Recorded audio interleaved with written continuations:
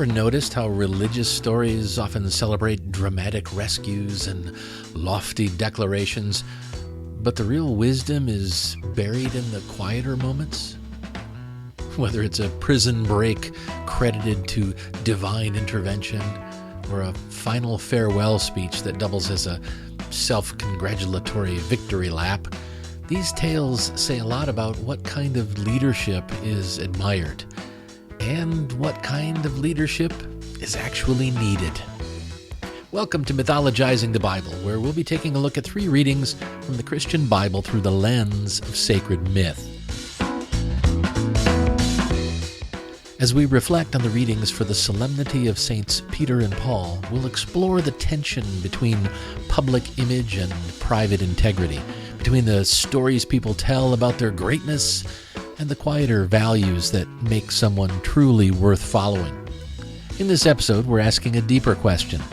What if the point of these stories isn't to create larger-than-life heroes, but to remind us that real leadership means making space for others to lead too? Because humility, legacy, and genuine service might not make headlines, but they do build a better world.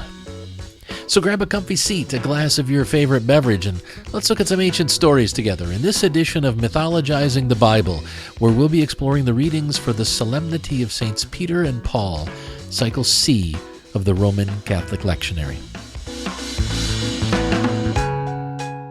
In this series, we're exploring readings from the Bible through the lens of sacred myth, looking for interpretations and lessons that don't demand a belief in the supernatural. What that means from a practical standpoint is that we will assume that these stories and writings are fiction, written by pre-scientific people who were trying to make sense of the universe. Now, you might agree with the lessons I find, but I encourage you to look for something that rings true to you. Part of the beauty of understanding these writings as sacred myths is that we're free to interpret them for ourselves. We're free to learn the lessons that we need right now. So with that, let's dive in. As I said, tonight we'll be looking at the readings for the Solemnity of Saints Peter and Paul, Cycle C. Our first reading is from Acts of the Apostles. It's chapter 12, verses 1 through 11. Our second reading is from 2 Timothy. It's chapter 4, verses 6 through 8, and verses 17 and 18. And our gospel reading is from Matthew. It's chapter 16, verses 13 through 19. Now we'll start by going through all 3 of the readings, then we'll look for the messages and the main lesson in each one. Finally, we'll bring everything together, look at what it means for us today, and talk about where we go from here. And with that, let's begin. Our first reading is from Acts of the Apostles. It was about this time that King Herod arrested some who belonged to the church, intending to persecute them. He had James, the brother of John, put to death with the sword. When he saw that this met with approval among the Jews, he proceeded to seize Peter also. This happened during the festival of unleavened bread. After arresting him, he put him in prison, handing him over to be guarded by 4 squads of 4 soldiers each. Herod intended to bring him out for public trial after the Passover. So Peter was kept in prison, but the church was earnestly praying to God for him. The night before Herod was to bring him to trial, Peter was sleeping between 2 soldiers, bound with 2 chains, and sentries stood guard at the entrance. Suddenly an angel of the Lord appeared, and a light shone in the cell. He struck Peter on the side and woke him up. "Quick, get up," he said. And the chains fell off Peter's wrists. Then the angel said to him, "Put on your clothes and sandals." And Peter did so. "Wrap your cloak around you and follow me," the angel told him. Peter followed him out of the prison, but he had no idea that what the angel was doing was really happening. He thought he was seeing a vision. They passed the first and second guards and came to the iron gate leading to the city. It opened for them by itself, and they went through it. When they had walked the length of one street, suddenly the angel left him. Then Peter came to himself and said, Now I know without a doubt that the Lord has sent his angel and rescued me from Herod's clutches and from everything the Jewish people were hoping would happen." Our second reading is from 2 Timothy. "I, Paul, am already being poured out like a drink offering, and the time for my departure is near. I have fought the good fight. I have finished the race. I have kept the faith. Now there is in store for me the crown of righteousness, which the Lord, the righteous judge, will award to me on that day, and not only to me, but also to all who have longed for his appearing. The Lord stood at my side and gave me strength, so that through me the message might be fully proclaimed and all the Gentiles might hear it. And I was delivered from the lion's mouth. The Lord will rescue me from every evil attack and will bring me safely to his heavenly kingdom. To him be glory forever and ever. Amen." And our gospel reading is from Matthew. When Jesus came to the region of Caesarea Philippi, he asked his disciples, "Who do people say the Son of Man is?" They replied, "Some say John the Baptist, others say Elijah, and still others Jeremiah or one of the prophets." "But what about you?" he asked. "Who do you say I am?" Simon Peter answered, "You are the Messiah, the Son of the living God." Jesus replied, "Blessed are you, Simon, son of Jonah, for this was not revealed to you by flesh and blood, but by my Father in heaven. And I tell you that you are Peter, and on this rock I will build my church, and the gates of Hades will not overcome it. I will give you the keys of the kingdom of heaven. Whatever you bind on earth will be bound in heaven, and whatever you loose on earth will be loosed in heaven." All right, so let's go back and take a critical look at these readings and see what learnings and lessons we can find if we dig around just a little bit. So our first reading was from Acts of the Apostles, and this passage reads like the opening scene of an epic, and a wicked king, a noble prisoner, and a divine jailbreak. And while the story clearly aims to cast Peter as the humble servant and God as the true hero, we can't help but notice the mythological fingerprints all over it. From the dazzling angel to the magically falling chains, the story sounds a lot less like history and a lot more like a well-polished legend passed down over decades. But that's okay. Stories like this were meant to inspire hope and courage. But if we want to draw out a humanistic message, we have to set aside the supernatural drama and ask what's really going on beneath the surface. You see, at its core, I think this is a story about humility. Peter doesn't take credit for his escape. He gives it away, even if that means pointing to something otherworldly. The act of deflecting praise is meant to sound holy. But it also shows just how complicated humility can be. And today we still see that tension play out in public life. Think of the athlete who, after making the game-winning shot, thanks Jesus before thanking their teammates. Or the celebrity who attributes their success to God's plan instead of their hours of practice, or the hard work of their agent, or the 47 people behind the camera. It sounds humble on the surface, but it's often just a shortcut.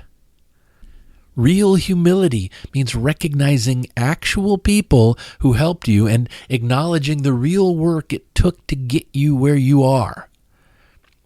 And that's not always easy, because genuine humility requires us to be honest with ourselves about what we've earned, what we've received, and what we owe to others.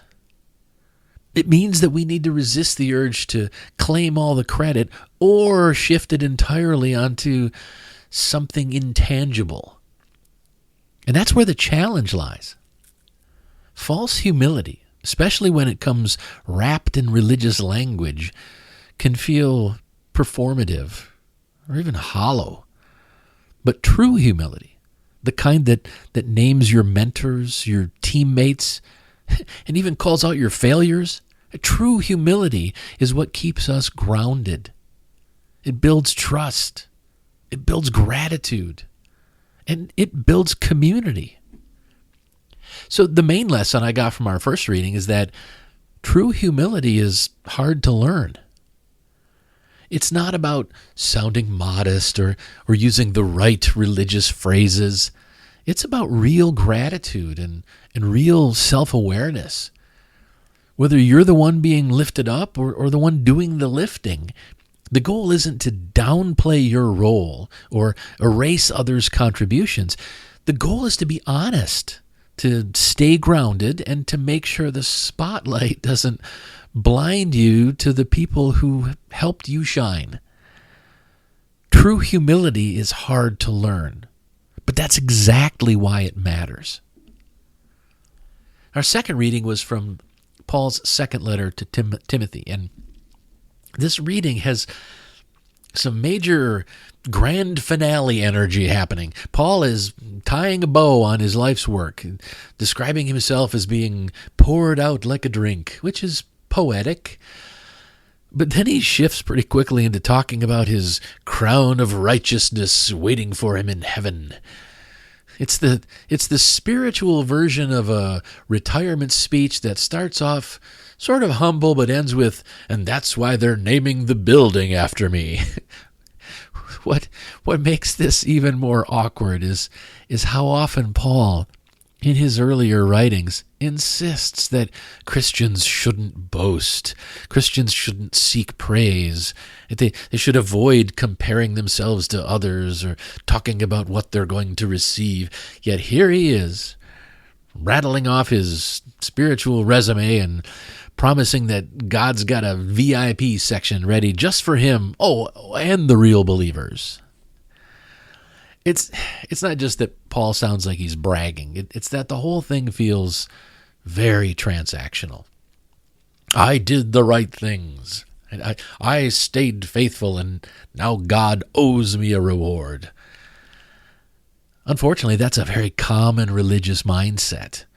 But it's also a dangerous one.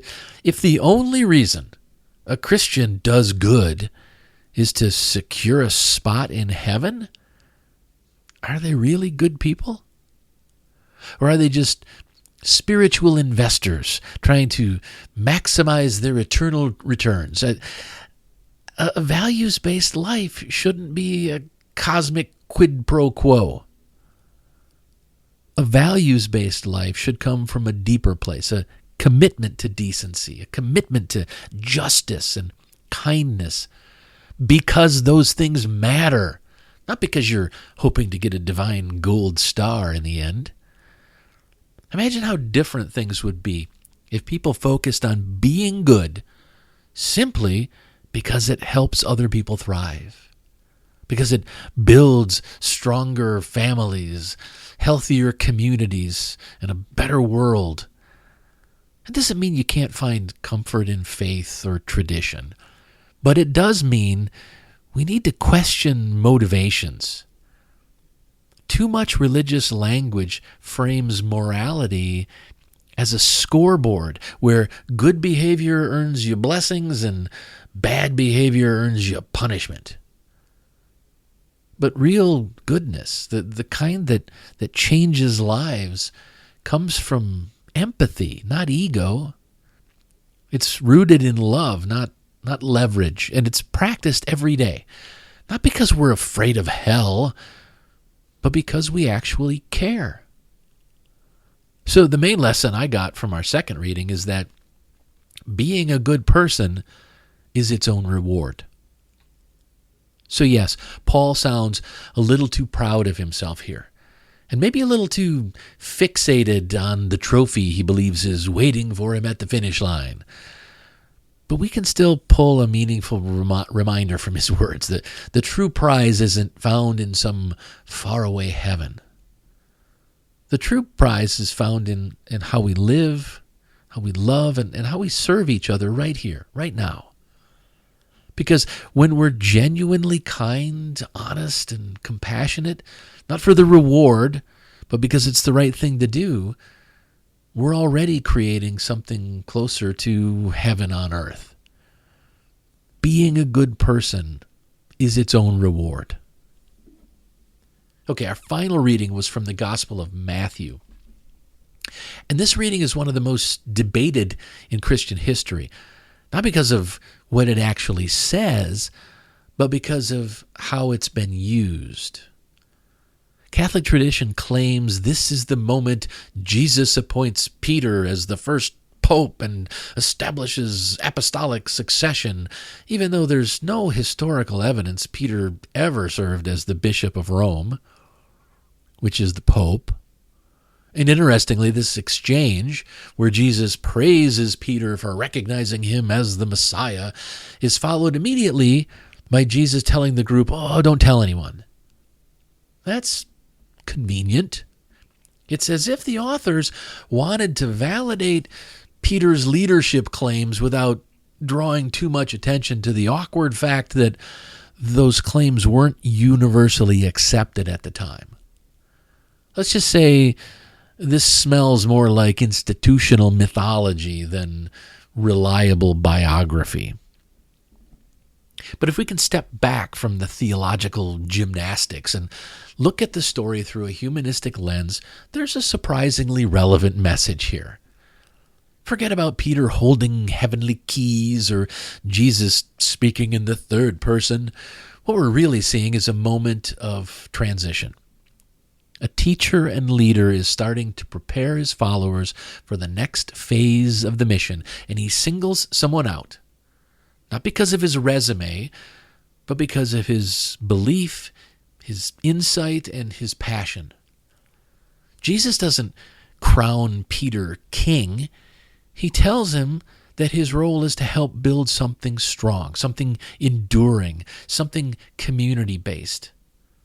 In secular terms, it's succession planning, making sure the vision lives on after the leader steps away.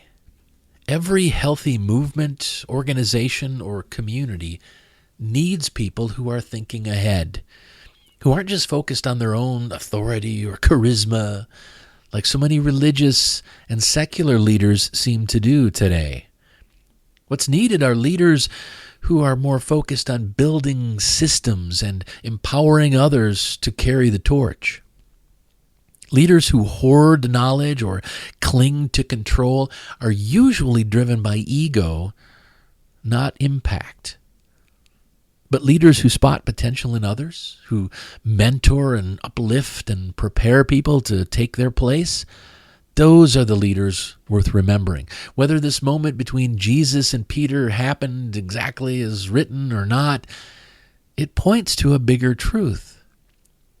Legacy isn't about preserving power. It's about preparing others to lead with integrity and courage. So the main lesson I got from our gospel reading is that a good leader works to train and elevate their successor. Well, we can challenge the historical reliability and the theological claims of this passage, but the takeaway is still worth considering. Real leadership means planting seeds you might never see grow and trusting others to keep the work going. You don't need divine endorsement to do that. You just need clarity, a little humility, and a commitment to values that will outlast your own time in the spotlight. Because a good leader works to train and elevate their successor. All right, let's review the lessons we've talked about so far. In our first reading from Acts of the Apostles, the main lesson I came away with was true humility is hard to learn. In our second reading from 2 Timothy, the main lesson I got was being a good person is its own reward. And finally, the main lesson I got from our gospel reading was a good leader works to train and elevate their successor. If there's one thing we can pull from this week's readings, it's that greatness, whether in leadership or followership, greatness isn't about power, prestige, or having your name etched in stained glass. It's about showing up with humility and living out values that hold their own, whether or not anyone's watching. Real humility doesn't beg for attention or pretend it has all the answers. And real leadership, it's not about being the hero. It's about making space for others to grow, to thrive, and eventually to lead too. When we focus less on status and more on substance, we end up building communities and legacies that actually mean something.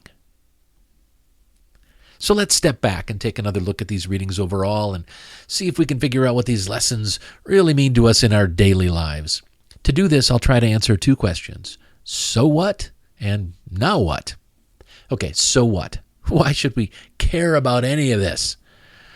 Well, we should care about this because humility in leadership isn't just a personal virtue, it's a public necessity. In today's political and cultural landscape, we've normalized arrogance, cruelty, and shameless self-promotion as if those are qualifications for leadership. When people in power treat others like dirt, they mock victims or belittle those who disagree with them, it sends a message that decency is weakness.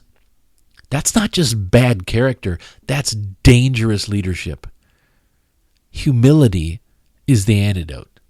It reminds us that leadership is about responsibility, not dominance. This is important because values need to matter more than volume.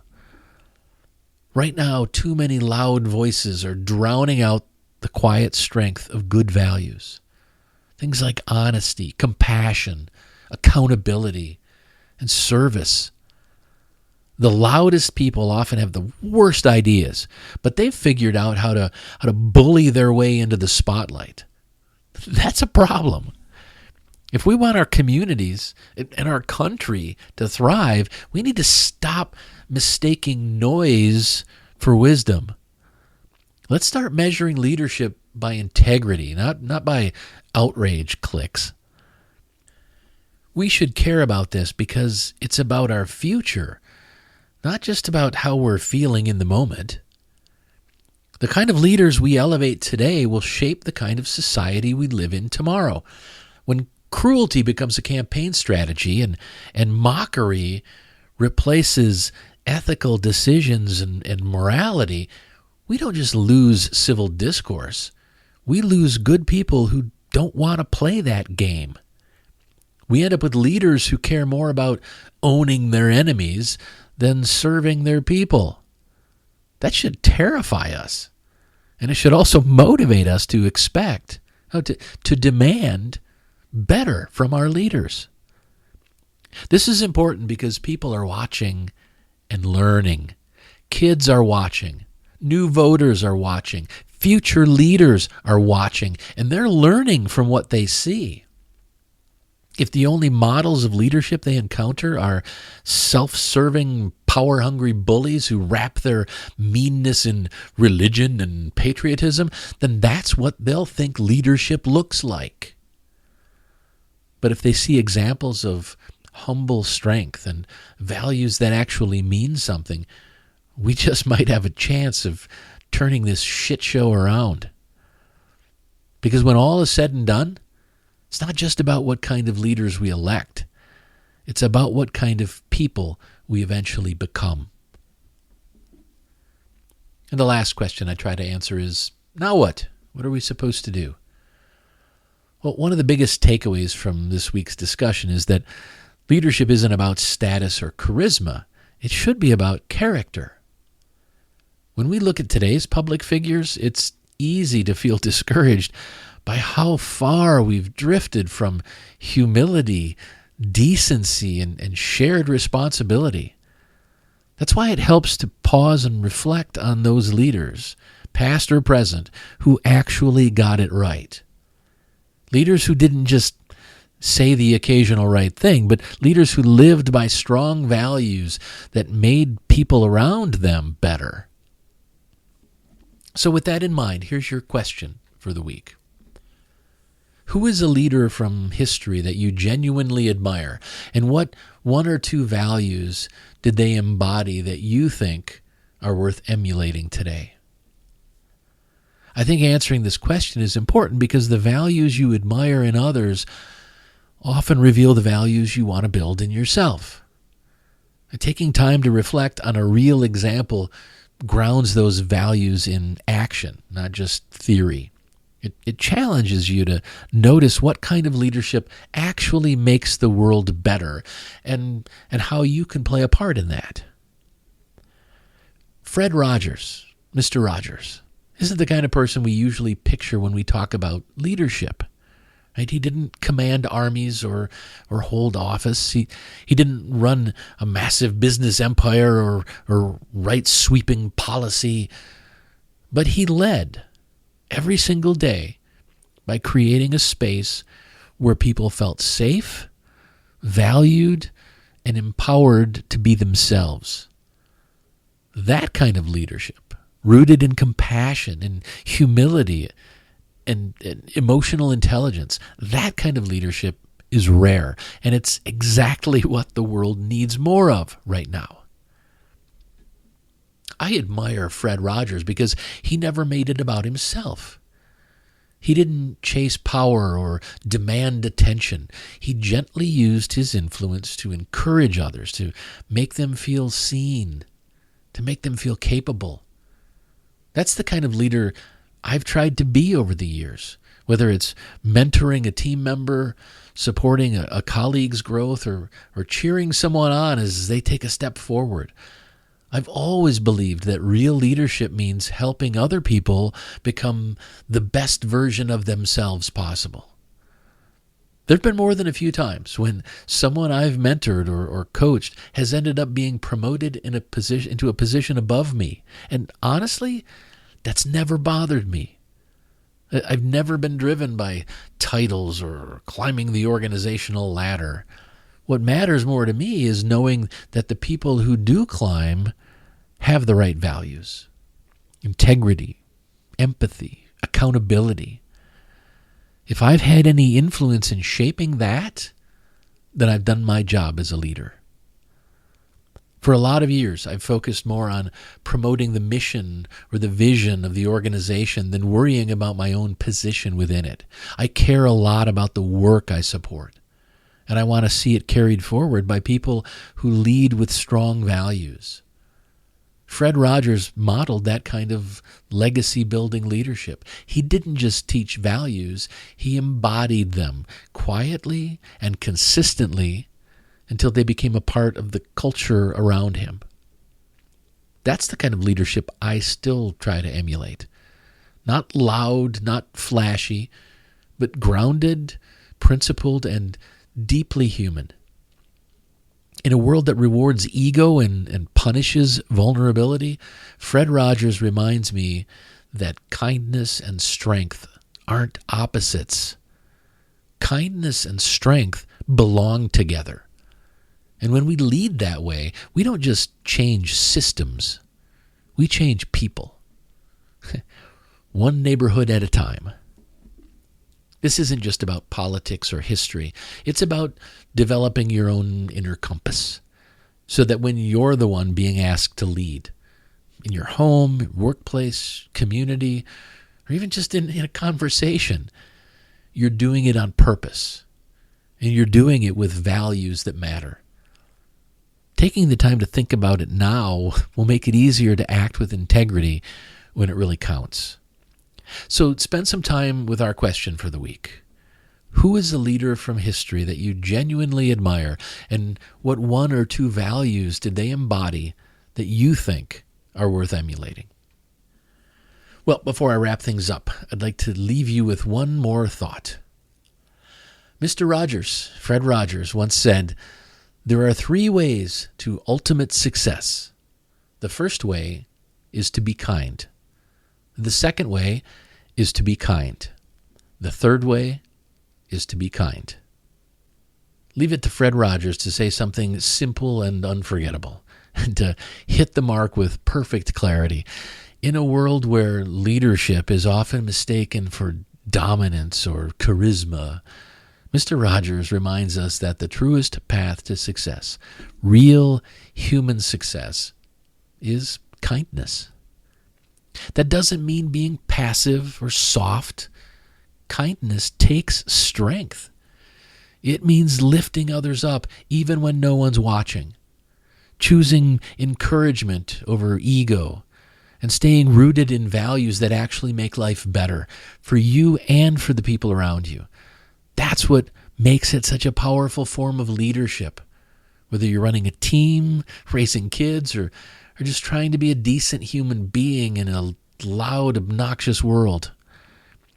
So as you reflect on the question for the week, about a leader from history you admire and the values they embodied, consider this. Were they kind? Did they help others rise instead of climbing over them? Did they lead with decency and purpose, not just ambition? Because at the end of the day, leadership grounded in kindness is what changes lives.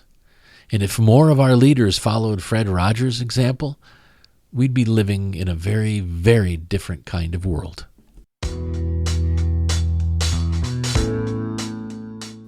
All right, we've come to the end of this episode. Thanks for joining me. I'll be back again next week. But in the meantime, I encourage you to engage with our question for the week and pay attention to the important lessons you come across, wherever you find them. You'll create a more purposeful and joyful life, and you'll start feeling more connected to the world and the people around you. I hope you enjoyed this episode of Mythologizing the Bible as we did a deeper dive into the readings for the Solemnity of Saints Peter and Paul, Cycle C of the Roman Catholic Lectionary. Remember that a good leader works to train and elevate their successor. The Bible readings used for this episode are from the Holy Bible, New International Version, NIV, copyright 1973, 1978, 1984, and 2011 by Biblica Inc., used by permission, all rights reserved worldwide. Thank you for listening. If you like this content, please consider telling a friend about it. The more people who hear the positive messages I'm sharing, the better. Mythologizing the Bible is a live-streamed series held most Thursday nights at 9 p.m. Eastern Time on twitch.tv/thecodaproject. Every week, the audio of these Mythologizing the Bible presentations is released as a podcast. You can find both the podcast and the occasional video versions of the presentations at thecodaproject.com. CODA stands for Creating Our Divine Alignment. When we learn to align our words and actions with our core values, that alignment feels absolutely exquisite. It feels divine. But it's a divine alignment that doesn't require belief in the supernatural. It's a divine alignment we have the ability to create for ourselves. To learn more, to subscribe to my mailing list, and to keep up on everything I'm doing with the Coda Project, please visit thecodaproject.com.